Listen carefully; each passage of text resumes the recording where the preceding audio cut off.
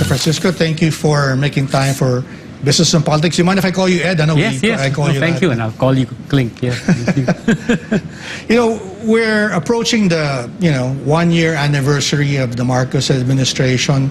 I think the cabinet is in the middle of drafting the talking points for the second State of the Nation address of the president. From your perspective, right? How would you assess things? I'm sure the government has a pretty rosy assessment given the president's high approval rating, but how do you see things and what are your peers talking about? Okay. From our perspective, Link, at least private sector, yes, it started out very well. No, of course, he's had very good appointments. We're very happy with the economic team. All professionals. We've worked with them in the past, and we continue to work with them. So what we've seen in the things he's trying to do, he goes out, he explains himself to the US, China, and he visits Davos and the other key leaders. I think that's a good sign. Of course, at some point, some people were skeptical. He's always traveling. Sure. What are the benefits? But I was with some senior BOI officials the other day, and the nice thing is they mentioned that FDI is significantly up. So maybe it hasn't been reported, but for me that's a good sign that FDI is up because we need more investments really. And then other than that, the fact that he's very open to build unsolicited projects, which is key anyway, because for us to jumpstart is a good sign. So the financing community, the investors are excited. I was also a speaker in another conference a few weeks back on power. Some foreign investors were there, and they were very happy that they liberalized. You can now be 100% owner in a renewable energy company, and then you can 100% in this Retail Act, right? This Public Service Act. So there are many things happening. They're very happy that with the different secretaries that, of course, BBM appointed are doing their job. They're really trying to make things move. Right. We began the year with people saying, or we've been hearing it, people are saying that they're cautiously optimistic about 2023. But since then, what's your sense now? Are they still cautiously optimistic, or have they dropped that cautious part of their optimism, or are you holding on to you have some reservations still? Okay. No, from our perspective, and because we also have our own research, so we follow all the big companies, no? Sure.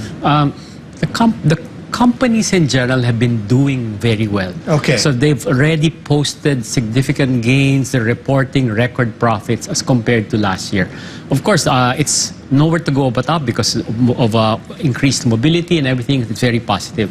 The only thing that we seem to be worried about is really the inflation and increasing interest rates. Okay. That's the one being a little causing some of the dampening of the optimism because now consumer spending might slow down, interest rates are going up, so the ability to buy cars or to buy a home might slow down. Correct. Yeah. But other than that, people are still optimistic. We still see people going out to the malls. They're full. The restaurants are full pa rin. So we're keeping our fingers crossed. Sana tuloy-tuloy pa rin. Right. Well, there was a bit of relief, right, with the inflation number. Yeah. What does your research say? Do you think that that's going to be the trajectory now, or is it still unknown, or you're looking at some other things? I mean, yeah. No, admittedly, of course the BSP has always said they want a 2 to 4% inflation number. Right. Maybe that's a little too optimistic, no? Right. But on one hand, we really see it going down. Okay. So even if it goes down to the low 7s, and then hopefully by the third quarter, 6 and 5. So if we average maybe even 4 to 5%, from the private sector will be happy. It's still above what the BSP is targeting, but I think that's okay. We have to live with that. The government anyway, especially the monetary side, is doing what they can. I think the changes should happen in the non-monetary side already, because you mean the fiscal side, the public spending? Yeah, the public spending, maybe privatize more jobs, because you can just increase interest rates so much, but there comes a point that it becomes indifferent already. Right. Did you see any consequences in the borrowing demand because of the high inflation rate? And hopefully, with things improving, that will pick up. But did you see any troubling signs there, or did it just remain as strong as it was before? Okay. From the banking side, the higher interest rates have not caused us to have more delinquencies. At least that's a good sign. That's a good sign, diba? We already were able to restructure a lot of the portfolios. Okay. The problems when the initial lockdown happened are already fixed because they already have cash flows. Right. The middle market, the corporates are managing very well. So what's happening lang now is there might be a slowdown. But then some companies already have started, I guess last year, diba?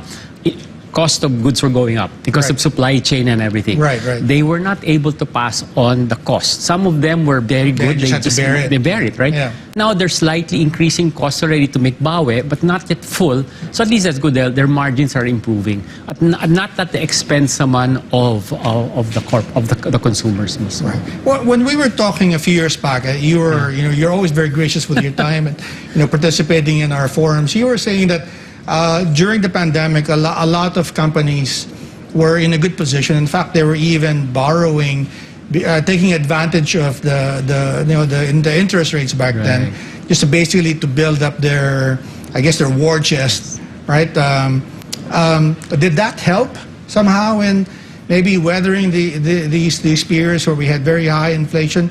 Was that the strategy, or were they looking to do something else with that money? No, colleagues. Some of the large conglomerates have had a healthy balance sheet, right? Right. Because they learned from the past, right? From the Asian crisis. So cash is king. Right. So in a way, that helped them. They were able to acquire or buy some of the distressed assets or merge with them, alliances. Right. That also help the smaller, weaker companies survive. Right. So that was a good sign. So they were in a very good sign. They were able also to borrow and manage their balance sheets well. The ones who had problems really the middle market and the SME. But that was the role of us, someone helping them extending their borrowing period, the repayment schedule. So we tried to fix that. I think that's worked naman. So in a way, there shouldn't be any big banking crisis. We're in pretty good shape. Right. And that's why it's an opportunity. We should be ready to build more and get out of the gates. We are, I think, even with the slower economic GDP forecast for the rest of the year, we still should be second or at par with Vietnam. So we're still very high. We're still very high. So it's not all doom and gloom. It's a little tighter, but relative to our neighbors, we're still doing very well. Right. No, so going back to, as you said, public spending needs to pick up now. Yes. The government has announced a number of things that it wants to do. Digitization projects, new bridges. Are they hitting the right notes? I mean, how does that resonating with the business community? Are they addressing the right things that need to be addressed? Yeah, on the infrastructure side, they're addressing it. Okay. I was with some officials also, I think last Thursday or Friday. They're trying to pass this new PPP bill, which should strengthen the PPP center, make it more transparent, make it easier for investors, local and foreign, fixing some of the risk mitigation, so at least fixing the right of way, which is a key. Okay. So of the, I think 250 large projects, I think one-fourth of those are PPP, the others are ODA. But at least the PPP is, I think, 2.3 trillion pesos, so it's significant. Wow. Yeah. So there's a lot of projects that the private sector can participate in. We're very excited. A lot of their infrastructure. But then, despite there being mostly infrastructure, there's still a lot in healthcare, education, where locals and foreign can participate in. And the nice thing with this government, if you come up with the idea, present it, and then they'll bid it out if necessary. They're receptive, Yeah, they're open. You talk to a lot of investors and businessmen. Is there a particular sector in the economy that's getting more attention than the others? Meaning to say, what are the bright spots that they're drawing a lot of attention these days? Okay, the ones where there is a lot of interest is energy. Okay. And it's simple because we're going to have brownouts. We don't have enough We excess have capacity, high right? prices, yeah. Yeah, so we have high prices. While while in a way the returns are capped, but it's more predictable because there's demand, so there's less risk. So a lot of investors are looking to come in, big boys and the smaller players, which is nice. Yeah. Because of this green auction programs, these other things that the DOE is doing, they're allowing people to come in, and then of course foreign investors can now buy 100%. So I think the government is trying to make it easier because it still takes a lot of steps and a lot of signatures. Sure. One of the things that the government was looking at was creating these funds, I guess, for these projects. And give me some leeway here for a stupid question. But I've always wondered why we couldn't do what other countries do, which is to go to the private sector and maybe go to the bond market, and maybe if they want to build a bridge, right? Instead of putting it in the general appropriations, go to the bond market, sell bonds. Yeah. Is that something that our private banks, are they ready to do that kind of service for the government? Or no, I think that's a great idea. We would love to do that. In a way, we've done that already before for the local governments. I see. LGU. Okay. So LGU bond for a public market. Right, exactly. And things like that. We've done that. Right. There's no reason why we cannot do it for the government. Right. So we've mentioned it in the past to DITA, the treasurer, Lea De Leon. She's open to the idea. Except, I guess, in this case, she wanted to give leeway to the other agencies on where they will invest. But in theory, if the NEDA says, let's create a bond just for infrastructure, and then people put their money in, that's okay. I think people will invest because, in fairness, the Filipinos in general, I was part of the recent RTB, Retail Treasury Bonds. When we raise 300, 400 billion, that's the normal amounts now. So that's the amount of liquidity here, and people are investing also to help the country because they know that the BTR will raise money and then use it for projects of the government. And I suppose having the government as a client is also a safe bet as well, right? Yes, there's a saying that they'll never run out of money. Is that how you see it? Pwede ka parang nakasandal ka sa pader with investing in the government. Wow, well, that's very exciting. And we'll be right back. We'll just have to make a quick break. This is SMNI's Business and Politics. Please stay tuned.